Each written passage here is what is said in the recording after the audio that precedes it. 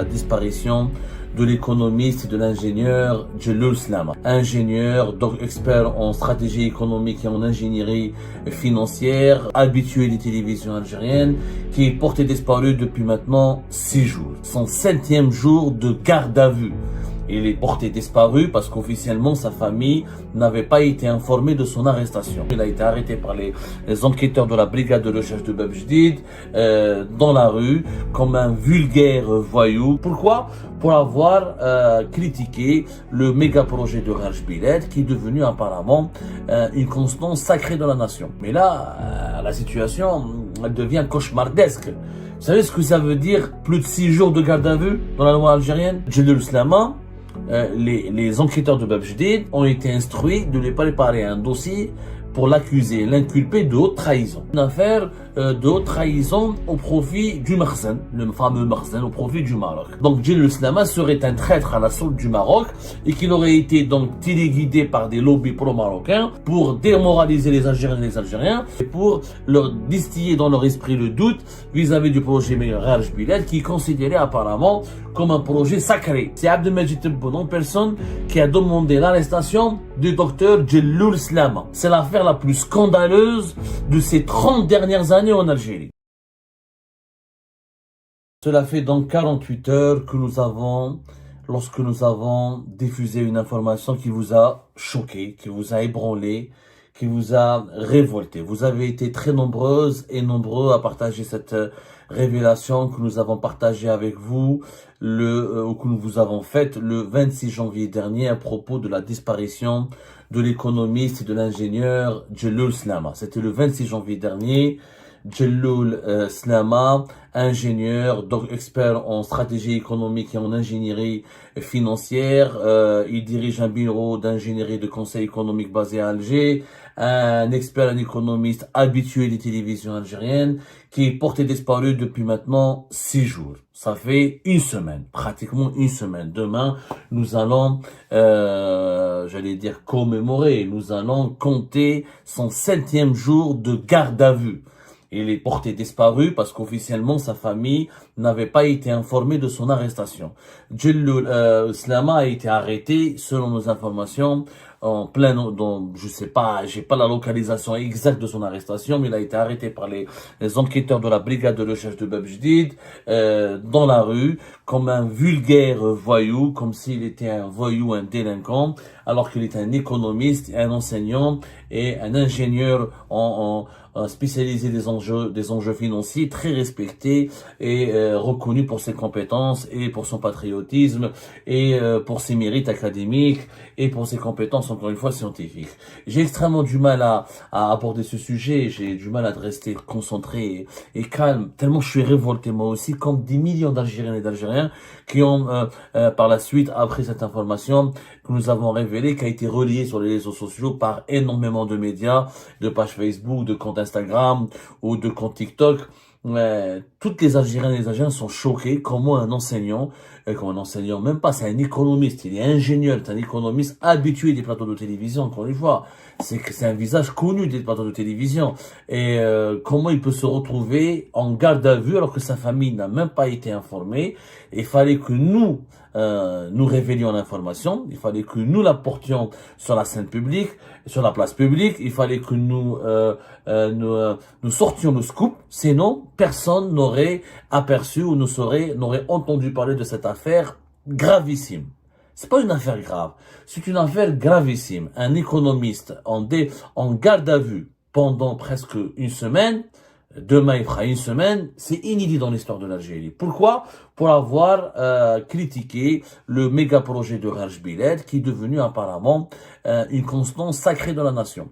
Classe, apparemment, Raj Biled, c'est devenu, je sais pas, il n'y a pas une loi qui ne le dit, il ne figure pas dans la Constitution, mais apparemment, Raj Biled, c'est devenu comme l'arabité, comme l'islam, comme la mazérité, c'est une constance de la nation, un pilier de la nation. Donc, il s'agit d'un projet économique dont on a absolument le droit de le critiquer ou de le soumettre à la critique ou de l'examiner avec un esprit critique. Non, ce n'est pas possible parce qu'en Algérie, ça devient un crime. Alors, Djelloul Slama, je vous le dis encore une fois, et je vous le confirme, Et je défie les autorités algériennes de me démentir, parce que il y a eu pas mal de médias affiliés au régime Tebboune et de mouches électroniques et de trolls instrumentalisés par le régime Tebboune qui ont essayé de démentir nos informations.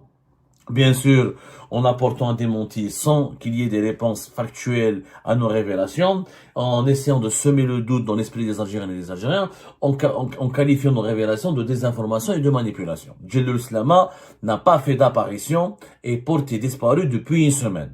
Et il ne s'est pas du tout exprimé pour nous démentir. Pour une raison simple, c'est qu'il est en garde à vue dans les locaux de la brigade de recherche de Bab Jdid. Je vous dis même où est-ce qu'il peut se trouver. Et d'ailleurs, je demande à des membres de sa famille de confirmer à l'opinion publique, de confirmer sur les réseaux sociaux la véracité de mes informations. Parce qu'ils peuvent juste aller à la brigade de recherche de Bab Jdid et demanderont à voir leurs parents, leurs proches, Djellal Slama. Les autorités algériennes n'ont pas voulu commenter ni réagir officiellement. Par lâcheté, encore une fois, par hypocrisie et par cruauté, parce qu'ils n'ont rien à dire, en fait. Ils ne peuvent pas assumer cette arrestation qui est indigne, qui est irrationnelle, qui est absurde et qui est infondée.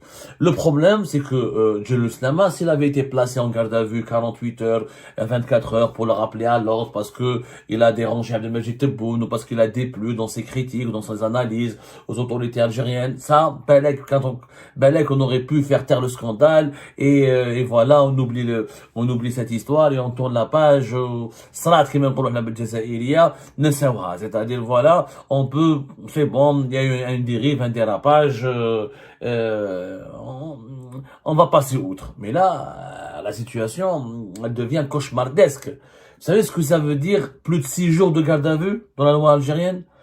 C'est simple, pour les gens qui veulent pas nous croire, qui veulent nous démentir juste pour le plaisir de servir le régime Tebboune et de lécher les pieds du régime Tebboune, juste pour faire dans l'excès de zèle. Il y a des gens qui veulent juste nous démentir pour le plaisir de servir le régime Tebboune. Sans aucune base, sans utiliser la moindre base factuelle. Dans la loi algérienne, parce que ce que je vais vous dire par la suite est très grave. Djellal Slama, les enquêteurs de Bab Jdid, dans la gendarmerie nationale de Bab Jdid, ont été instruits de lui préparer un dossier pour l'accuser, l'inculper de haute trahison. Vous imaginez, haute trahison. En 2026, un brillant économiste algérien, un brillant ingénieur spécialisé dans les affaires financières et économiques, un chef de cabinet indépendant, un entrepreneur, parce qu'il est entrepreneur lui-même, et quelqu'un qui est spécialisé dans le conseil économique, dans le conseil délivré aux entreprises algériennes et étrangères actives en Algérie, risque d'être inculpé de haute trahison juste parce qu'il a critiqué et parce qu'il a remis en cause l'efficacité ou la fiabilité du projet de Brajbilet. On essaye, pendant cette garde à vue, de préparer un dossier pour permettre à la justice algérienne d'impliquer ou d'inculper Djellal Slama dans une affaire de haute trahison au profit du Makhzen, le fameux Makhzen, au profit du Maroc. Donc Djellal Slama serait un traître à la solde du Maroc et qu'il aurait été donc téléguidé par des lobbies pro-marocains pour démoraliser les Algériens et les Algériens, pour semer la zizanie au sein de la population et pour leur distiller dans leur esprit le doute vis-à-vis du projet Raj Bilal qui est considéré apparemment comme un projet sacré. C'est plus de l'économie. Apparemment, ça devient un culte. Apparemment, Raj Bilal, on va faire un temple à la gloire de Tebboune. Ce n'est plus un projet économique. On dirait on va faire un temple. Voilà, on est revenu à l'époque de la période de Jahiliya, à l'époque pré-islamique. Quand les tribus arabes adoraient les statues.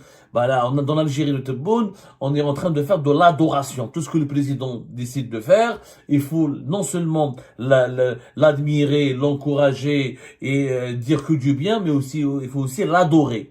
Voilà, Djellal Slama risque d'être, je le dis et je pèse mes mots, et je défie les autorités algériennes de me démentir, et je défie les autorités algériennes de faire un communiqué public ou de faire une déclaration publique pour apporter des éléments qui démontrent nos révélations. Le docteur Djellal Slama, ça fait pratiquement une semaine, demain il fera une semaine qu'il est en garde à vue dans les locaux de la brigade de recherche de Bab Jdid pour avoir uniquement émis une analyse et un avis critique, une analyse critique du projet Raj Bilet. Ce qui lui a valu une garde à vue de plus presque d'une semaine pour l'inculper dans un dossier, pour l'impliquer dans un dossier de haute trahison.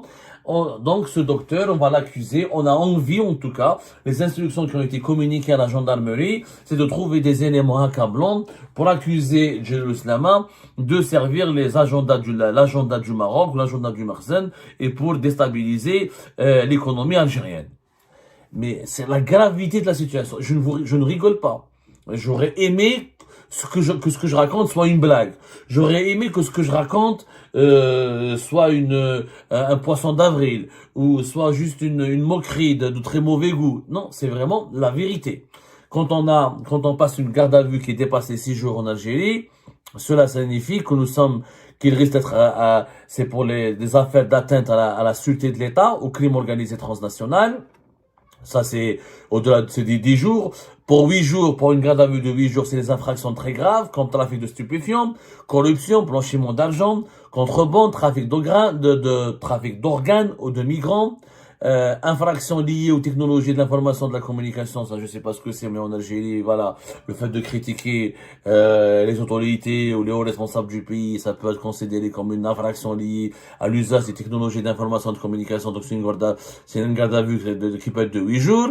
Et pour les actes terroristes ou subversifs, on peut être placé en garde à vue en Algérie jusqu'à 12 jours. 12 jours, machinium.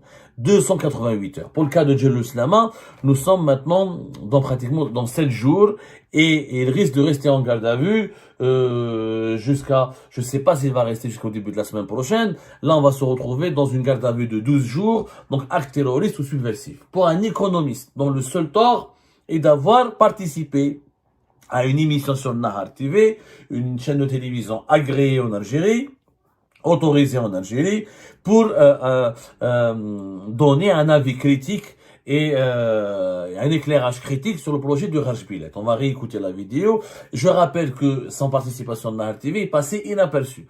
C'est malheureusement pour Jerusalem, l'activiste et cyberactiviste et notre confrère Saïd Benzdira a repris son intervention sur Nahar TV, sur sa page Facebook et dans un live, dans une émission qu'il avait diffusée sur ses réseaux sociaux, ce qui a fortement énervé Abdelmajid Tebboune, parce qu'Abdelmajid Tebboune maintenant, il déteste particulièrement Saïd Benzdira, parce que Saïd Benzdira, qui était un partisan du régime Tebboune et de cela 2 ou 3 ans, est devenu aujourd'hui l'une des voix les plus critiques, l'un des détracteurs les plus virulents contre Abdelmajid Tebboune, et est devenu très engagé contre Abdelmajid Tebboune, ce qui a blessé l'ego surdimensionné d'Abdelmajid Tebboune. Donc, parce que Saïd Benzdira a repris la séquence critique de Jerusalem, donc Abdelmajid Tebboune a donné des instructions. C'est lui-même qui a demandé l'arrestation de Jerusalem.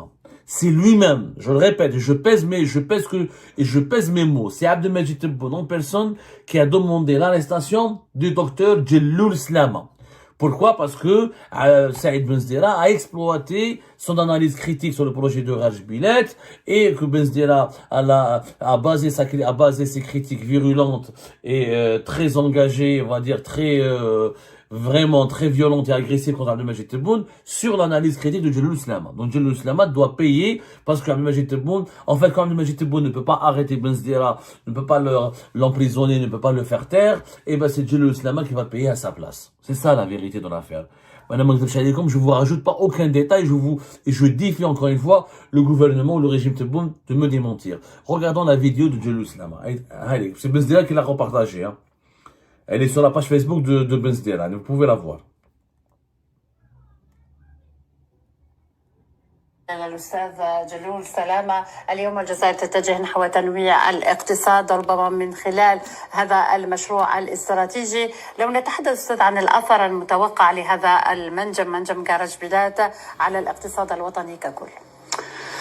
أولا أنت تعرفين لغتي لغة هندسية نعم، وليست تقنية، أدبية نعم. ولا سياسية، وبالتالي سأضع الأرقام حتى المشاهد الكريم والمتابعين حتى الخبراء يتفطنون إلى وضعية وأهمية هذا المشروع بالنسبة للاقتصاد الوطني نعم. ككل، وبالنسبة للمنطقة التي ولد فيها هذا المشروع. المشروع تاريخيا يعني أول اكتشاف لهذا المنجم كان من قبل مهندسين فرنسيين في 1952. لم يتم استغلاله لظرفين أساسيين: المسافة بالنسبة لشمال الجزائري وللظروف المناخية القاسية. نعم. والظرف الثالث هو للحالة الكيميائية للمنجم، يعني pour la nature du minerai de fer en elle-même. Donc la formule chimique نتاعو كانت مؤثرة. دونك هذا التأخر كان هناك طبعا أسباب جيوسياسية ولا لن أتطرق إليها، لكن سبب تأخر استغلال المشروع بغض النظر عن الظروف السياسية والجهوية، الظرف الأصلي كان المسافة، غياب infrastructure de transport، بنية تحتية للنقل. بالتالي donc ça devient très compliqué de transporter des minéraux à échelle industrielle. Ça sera pas rentable باش تطلعهم par voie routière, c'est quasiment impossible. ثانيا la nature chimique du minerai نتاع غار جبيلات elle est nettement moins bonne par rapport au minerai تاع الونزة. donc بالتالي الخيار واضح، تاع الونزة يساوي 10 مرات لا كاليتي تاع غار جبيلات. دونك بالتالي اون بلوس جاي في لو نور وفاسيليتي دو ترونسبور واكسي رابيد لي انفراستركتور فيروفيار تاع النور. دونك بالتالي لو شوا كي فيت في. ماتنو توجه جديد اللي دارته الدولة الجزائرية نقدروا نقولوا من 2022 مروح الياه، هناك توجه اولا فلسفي، فلسفه سياسيه بنيت على اعاده السياده الاقتصاديه للبلد. السياده الاقتصاديه هنا ولا سوفرانتي ايكونوميك ان صح التعبير بدات بمبدا بسيط، قال تو سكو جي ابورتي دمان جو ليكسبلوات، انا نستغل واش اللي عندي. هنا قلعت القياده السياسيه في الجزائر، قال لك خلاص بيسكون لو مينغي تاع غار جبيلات عندنا مثلا فرصه باش نثمنوه ونعاودوا. تلاقاو نفس الاشكال، لانفراستركتور دو ترونسبور ماتنون ايزون مي لا مان لا بوش. قال لك خلاص هاي نصرفوا عليها، صرفوا جوسكا ماتنون لي زيستيماسيون تاوعي ربما ما نكونش بعيد بزاف. عندي خبره انا اللي ركبت مشروع مشريه بشار شمان تفار بور 360 كيلومتر قبل 1 مليار دولار ابري. دونك غار جبيلات بشار aux environs de 3,5 milliards de dollars. اش فاهم مليح الرقم هذا. دونك الانفراستركتور نتاعنا البنيه التحتيه قامتنا ولا كي تخلص 100% راهي 98% ابري ان سمومون غادي توصل 3.5 مليار دولار. بالحديث عن هذا المشروع الاستراتيجي. إذا الرأي الثاني أكاديمي مش تشييد، والدليل Donc, après la séquence rediffusée par Saïd Benzdera, donc Saïd Benzdera reprend son live, comme vous le voyez ici. Il commente, il analyse, donc il s'appuie sur l'analyse de Jerusalem pour attaquer, continuer d'attaquer le mauvais bilan économique de Tebboune et les mauvaises décisions de Tebboune dans le dossier de Rajbilet. Jerusalem, vous l'avez bien vu cette séquence, d'abord il n'est pas responsable de l'exploitation de ses propos par Saïd Benzdera.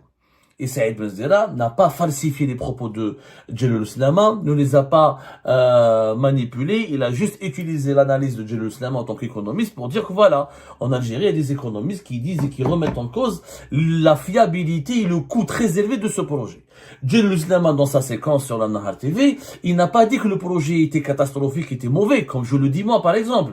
Il est beaucoup plus gentil que moi. Moi je le dis par exemple que c'est un gouffre financier et que c'est un projet qui va ruiner l'économie nationale et qui va déstabiliser les équilibres financiers. Pour des arguments que j'ai énumérés, chiffres à l'appui. Consommation du gaz, consommation de l'eau, coût de transport très élevé, perspective pour les exportations très faibles et insuffisantes pour rentabiliser le projet, et un coût final des dépenses directes et indirectes élevées qui vont atteindre les 30 milliards de dollars à long terme.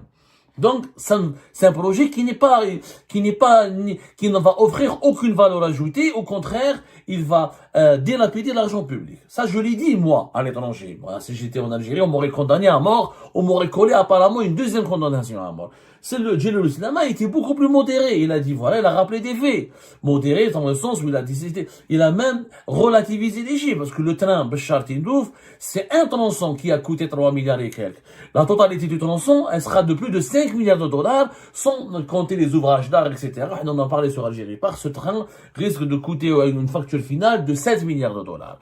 Mais bon, Jalloul Islam a été qu'académique. Il a été correct, académique, rigoureux. Il a été dans l'analyse uniquement factuelle et scientifique. Et avant même de prendre la parole, il avait prévenu la journaliste Anna en lui disant, écoutez madame, vous connaissez, moi je ne suis pas un politicien, je suis un expert, je n'utilise pas un langage littéraire ou un langage politique, j'utilise un langage scientifique, celui de l'analyse d'un économiste. Il s'est appuyé sur les faits pour dire que ce projet, l'Algérie n'a jamais voulu le faire avant, parce qu'il était très coûteux et il allait coûter trop d'argent. La direction, le régime actuel, a voulu aller vers ce projet-là en dépit des coûts très très élevés.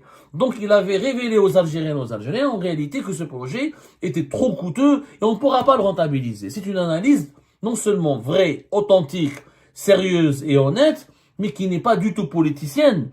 Mais il n'a pas insulté Tebboune, et il n'a pas demandé le départ de Tebboune, il n'a pas remis en cause la légitimité de Tebboune, et en aucun cas il a tenu des propos complaisants à l'égard du Maroc ou du Makhzen, pour reprendre le vocabulaire ou la terminologie officielle du régime Tebboune. Malgré cela, le pauvre Jalloul Islam, donc il fait l'objet de la colère noire d'Abdelmajid Tebboune, qui s'est acharné contre lui et qui demeure acharné contre lui. C'est lui qui a instruit les services de sécurité de procéder à son arrestation parce qu'il a servi, parce qu'il aurait donné du carburant à Saïd Benzdela et aux détracteurs d'Abdelmajid Tebboune, parce qu'il est devenu donc, comme il a été exploité par Saïd Benzdela, Tebboune pense qu'il est de mèche, que Jalloul Islam et Saïd Benzdela sont de mèche, ou que Jalloul Islam est en contact avec des connexions, il est connecté au réseau de l'opposition algérienne à l'étranger, qui critique en permanence et qui,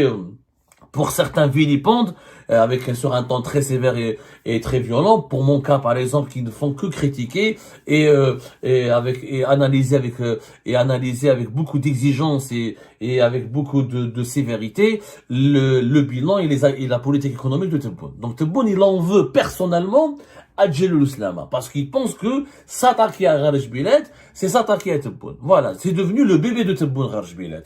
Quand on s'attaque à Kharj Biled, on s'attaque à l'ego de Abdelmajid Tebboune, on s'attaque à sa légitimité, on s'attaque à sa personne. Donc Abdelmajid Tebboune l'a extrêmement mal pris. Mais est-ce qu'une raison pour arrêter Jalloul Islam et le mettre en détention, il n'est pas encore placé en détention parce qu'il n'a pas été présenté à la justice. Il n'a pas été présenté devant un tribunal ni devant des juges. Donc, mais une semaine de garde à vue, c'est très grave. Ça veut dire que Jalloul Islam risque gros. C'est qu'il risque d'être inculpé dans une affaire de trahison ou d'atteinte aux intérêts de l'État ou d'atteinte à la sécurité de l'État. C'est très grave. C'est très très grave. Et les gendarmes, je vous le dis, la brigade de recherche de Bab Jdeid est en train de lui confectionner un dossier politique, mais un dossier très lourd pour justifier d'abord son placement en détention dans le cadre d'un mandat de dépôt. Ensuite, un procès qui lui sera, un procès accablant qui lui sera orchestré pour éventuellement le condamner à une longue peine de prison ferme. Pour un économiste, pour un expert sérieux, compétent, honnête et patriote, c'est très grave. C'est l'affaire la plus grave. L'affaire Jalloul Islam, je le dis, je pèse mes mots. C'est l'affaire la plus scandaleuse de ces 30 dernières années en Algérie. C'est l'affaire la plus scandaleuse. C'est la plus grosse injustice de l'histoire récente de l'Algérie. Et ben voilà les amis, c'était ça. Je vous remercie comme d'habitude pour avoir suivi cette vidéo jusqu'à la fin. N'oubliez pas de nous laisser vos commentaires, vos réactions et vos likes sur cette vidéo et de vous abonner à la chaîne si vous n'êtes pas encore abonné.